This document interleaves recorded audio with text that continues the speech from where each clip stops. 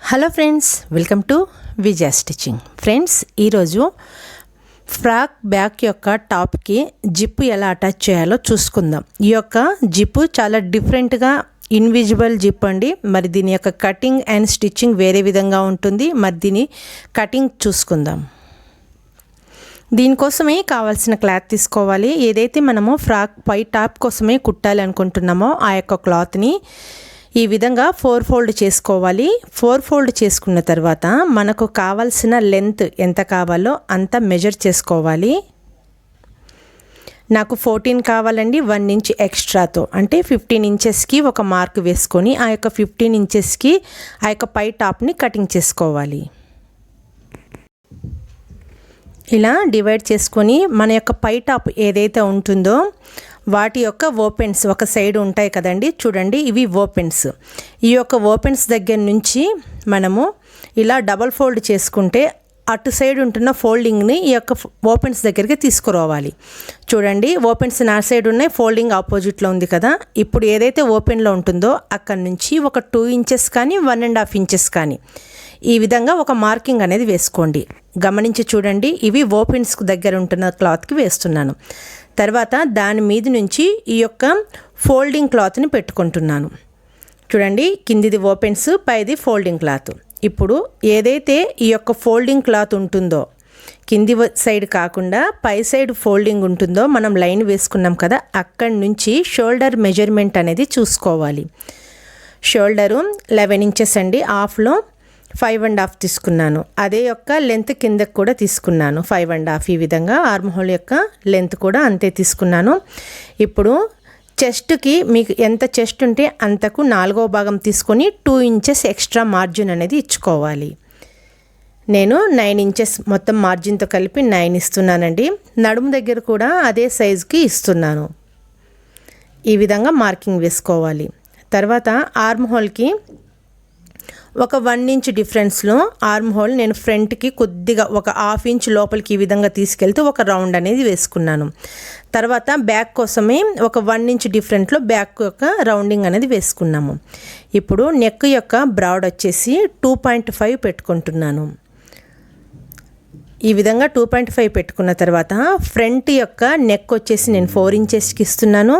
అదే బ్యాక్ యొక్క నెక్ వచ్చేసి 2 ఇంచెస్కి ఇస్తున్నాను.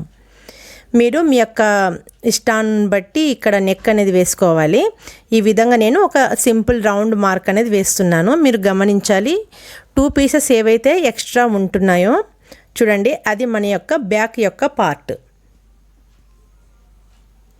ఇప్పుడు ఈ యొక్క ఆర్మ్ హోల్ బ్యాక్ ప్రకారంగా కటింగ్ చేసుకోవాలి. బ్యాక్ ప్రకారంగా మనం మార్కింగ్ వేసుకున్నాం కదా, దాని ప్రకారంగా కటింగ్ చేసుకోవాలి.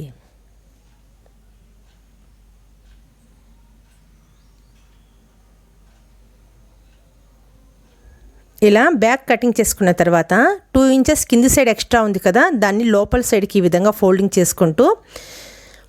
చేసుకున్న తర్వాత ఈ యొక్క బ్యాక్ నెక్ అనేది కటింగ్ చేసుకోవాలి. ఫ్రంట్ బ్యాక్ మొత్తాన్ని కలిపి బ్యాక్ నెక్ చిన్నగా ఉంటుంది కాబట్టి ఈ విధంగా కటింగ్ చేసుకోవాలి. తర్వాత ఫ్రంట్ మార్క్ కోసమే వేసుకున్న ఆ యొక్క 4 ఇంచెస్కి మనం రౌండ్ వేసుకున్నాం కదా, ఆ యొక్క నెక్ కూడా కటింగ్ చేసుకోవాలి. ఆ తర్వాత ఆర్మ్ హోల్ దగ్గర మనము 1/2 ఇంచ్ లోపలికి డీప్నెస్ ఇచ్చాం కదా, అక్కడ కూడా కటింగ్ చేసుకోవాలి. చూడండి, ఇది ఫ్రంట్ పార్ట్ ఫోల్డింగ్లోది. ఇప్పుడు ఏదైతే మనము 2 ఇంచెస్ ఎక్స్ట్రాలో బ్యాక్ యొక్క పార్ట్ కటింగ్ చేసాం కదా, ఈ విధంగా కిందికి పైకి మొత్తం 2 పీసెస్కి ఈ యొక్క మార్కింగ్ అనేది వేసుకొని చిన్న కట్ మార్క్స్ అనేది ఇచ్చుకోవాలి. ఎందుకంటే మనం 2 ఇంచెస్ ఎక్స్ట్రా వదులుకున్నాం కాబట్టి ఆ ఎక్స్ట్రాకి ఈ విధంగా మార్కింగ్ ప్రకారంగా కటింగ్ చేసుకోవాలి, చిన్నగా నోచేసి ఇచ్చుకోవాలి.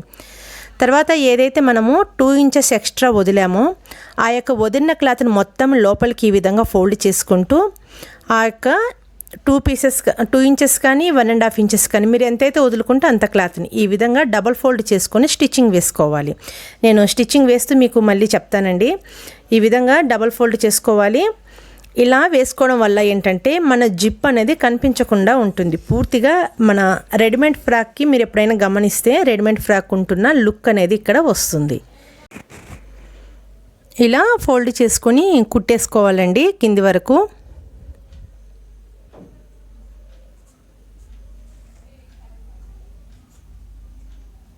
ఇలా ఒక సైడ్ కుట్టుకున్న తర్వాత ఇంకొక క్లాత్ దానికి ఆపోజిట్ ఉంటున్న యొక్క పీస్ని కూడా తీసుకొని ఎక్స్ట్రా వదులుకున్న క్లాత్ని ఈ విధంగా ఫోల్డింగ్ చేసుకుంటూ ఇక్కడ స్టిచ్చింగ్ అనేది వేసుకోవాలి.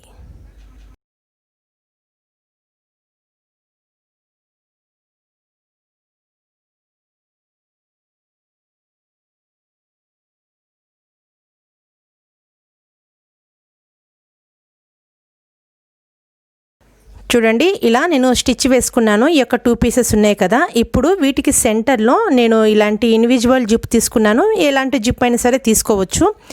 ఈ యొక్క జిప్ని సెంటర్కి ఈ విధంగా పెట్టుకుంటూ పైన నుంచి ఈ యొక్క జిప్ని కవర్ చేస్తూ ఈ యొక్క పీసెస్ని స్టిచ్చింగ్ అనేది వేసుకోవాలి. ఈ విధంగా చూడండి, నేను వెనక సైడ్ నుంచి తిప్పి చూపిస్తాను, మీకు ఇంకా ఈజీగా అర్థమవుతుంది. ఈ విధంగా వెనక సైడ్ నుంచి 2 పీసెస్ని పెట్టుకొని ఇప్పుడు జిప్పుకి ఈ విధంగా సెంటర్కి అరేంజ్ చేస్తూ ఈ యొక్క జిప్పుకుంటున్న క్లాత్ ఏదైతే ఉంటుందో దానికి సైడ్ లాస్ట్ ఎడ్జెస్కి స్టిచ్ అనేది వేసుకోవాలి.